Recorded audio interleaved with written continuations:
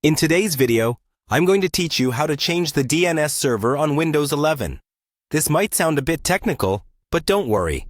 I'll break it down into simple steps. Changing your DNS server can improve your internet speed, increase your privacy, and even help you access websites that might be restricted or slow with your current configuration. Let's get started. First, you need to open the settings on your Windows 11 device. To do this quickly, press the Windows key and the letter I on your keyboard.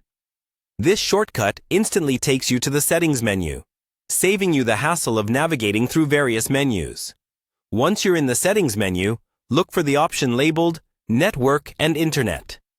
You'll find it among other categories. Click on it to proceed. This section is your gateway to all things related to your internet connection, whether you're using Wi-Fi or a wired connection. Next, depending on your setup, select either Wi-Fi if you're on a wireless network, or Ethernet if you're connected through a wired cable. This choice is crucial as it directs you to the specific network settings you need to adjust. After selecting your connection type, locate your network name, which should be listed here, and click on it. This is where you can view details about your connection. Once clicked, look for an option called Hardware Properties. Click it to enter the settings related to your physical network setup. Now, scroll down the page until you find an area labeled DNS Server Assignment. Then, look for a button that says Edit. This button is your ticket to modifying how your DNS is set up. Click on it to initiate the editing process. What you'll see next is a section currently set to Automatic DHCP. We need to change this to Manual. This shift allows you to input custom DNS settings instead of relying on the default ones provided by your internet service provider. Once you've turned on the manual setting, you'll see options to toggle IPv4 or IPv6.